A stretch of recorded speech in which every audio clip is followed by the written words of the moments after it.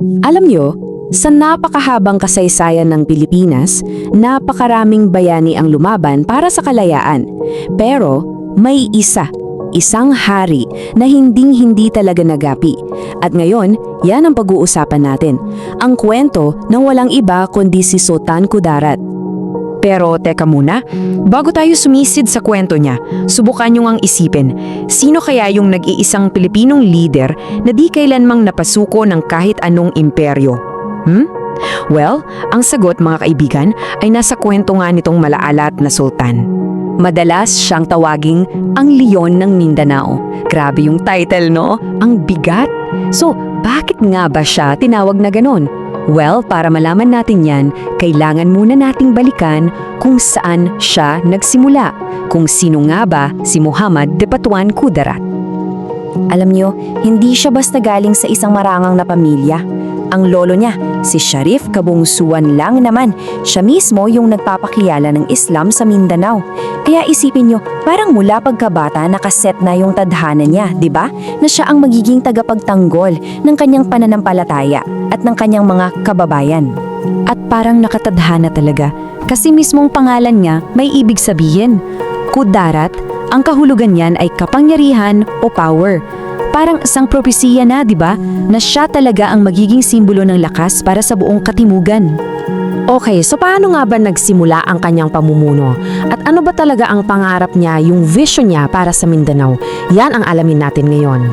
So, noong 1619, naging sultan siya ng Maguindanao. At alam niyo kung anong una niyang ginawa? Hindi siya kumuha ng espada.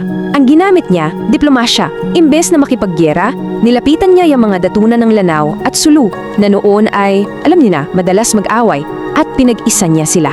Bakit niya ginawa yun? Kasi meron siyang nakikita na hindi pa nakikita ng iba. Isang malaking banta na papalapit mula sa hilaga, ang mga Espanyol. Alam na alam niya na ang nag-iisang paraan para labanan yun ay kung magkakaisa sila. Malinaw ang plano niya. Bumuo ng isang matibay na alyansa. Para saan? Para sa depensa, para sa ekonomiya, at higit sa lahat, para protektahan ang kalayaan ng bawat isa sa kanila. At tama nga ang hinala niya. Dumating din yung kinatakutan niya. So dito sa timeline na to, makikita natin kung paano nagsimula yung grabe dekada to, mga dekada ng banggaan sa pagitan ng kanyang sultanato at ng napakalakas na imperyo ng Espanya. Ito talaga, sa totoo lang, ay isang banggaan ng dalawang magkaibang mundo. Sa isang banda, andyan ang Espanya. Ang gusto nila, manakop. Gawing Kristiyano ang lahat. Sa kabilang banda naman, andyan si Kudarat. Simple lang ang gusto niya. Ipagtanggol ang kalayaan, ang kanilang pananampalatayang Islam at yung kasarinan ng kanilang lupain. Oo, totoo. Natalo sila sa lamitan noong 1637. Bumagsak yung kuta niya dahil, syempre, mas moderno ang armas ng mga Espanyol. Pero, eto yung turning point eh. Yung pagkatalo na yon, hindi pala yon ang katapusan. Yun pala ang simula. Yun yung nagsilbing metsa na nagpasiklab ng isang mas malaki, mas matinding laban para sa kalayaan. At itong susunod, dito na tayo dadalin sa isa sa mga pinaka-powerful, pinaka-importanting sandali, hindi lang sa buhay niya, kundi sa buong pakikibaka ng Mindanao. So, isipin niyo to, umatras sila sa kabundukan. Talo. Siyempre, bagsak ang moral. Hinarap ni Kudarat yung mga dato ng Lanao na nag-aalinlangan na. Ito na yung do or die moment, di ba? Kailangan niyang buhayin ulit yung loob nila.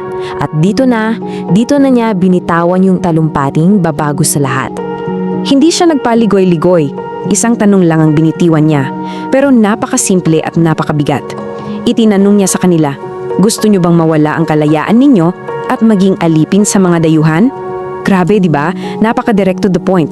Tapos, para mas tumatak sa kanila, nagbigay siya ng isang napakasakit pero totoong halimbawa.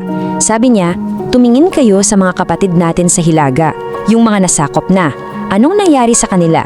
Nagbabayad sila ng buwis, nagtatrabaho sila para sa mga dayuhan. Huwag kayong padadala sa mga matatamis nilang salita.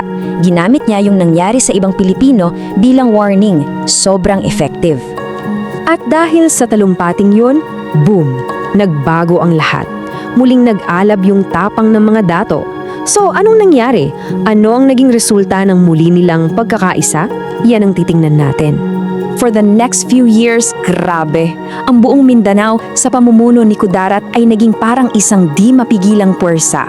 Sunod-sunod ang paglaban. Dito nila pinatunayan na yung nagkakaisang kalooban ng mga tao, mas malakas pa yan sa kahit anong kanyon o armas ng mga mananakop. Hanggang sa umabot tayo sa taong 1645. Tandaan nyo yung petsang yan. Kasi sa taon na to, yung isa sa pinakamalakas na imperyo sa buong mundo noon, ang Espanya, ay napilitang, isipin nyo to ha, napilitang makipag-peace treaty. Basically, sumuko sila sa pakikipaglaban. Ito ay isang official na pakikilala sa kapangyarihan at sa soberanya ni Sultan Kudarat. Yung tagumpay na parang imposible, naging posible. So, matapos ang lahat ng laban, ano ba ang iniwang pamana ni Sultan Kudarat? At bakit importante pa rin to para sa atin sa panahon ngayon? Well, namatay si Sultan Kudarat noong 1671. Tumataginting na 90 years old, halos. Pero ang pinaka-importante sa lahat, pumanaw siyang isang malayang tao sa isang malayang lupain. After all those years of fighting, yun ang ultimate victory niya. Ang laki talaga ng legacy niya. Una, dahil sa kanya nanatiling malaya ang Mindanao. Pangalawa, na ipagtanggol niya ang Islam at ang kanilang unique na kultura. Naging simbolo rin siya ng pagkakaisa laban sa mananakop. Pero siguro, ang pinakamahalaga sa lahat, pinatunayan niya sa buong mundo na kahit gaano ka pakaliit at kahit gaano kalaki ang kalaban mo, basta't nagkakaisa kayo, kayang-kaya niyong manalo. Kaya kung may isang aral na pwede nating pulutin sa kwento niya, siguro ito yun. Ang totoong kalayaan, hindi yan hinihingi o inaantay. Pinaglalaban yan. So, iiwan ko kayo ng isang tanong. Itong diwa ni Kudarat, yung spirit ng pagkakaisa, ng pagprotekta sa kung sino tayo, at yung pagtindig para sa tama, paano kaya natin yan magagamit sa mga hamon na kinakaharap natin ngayon?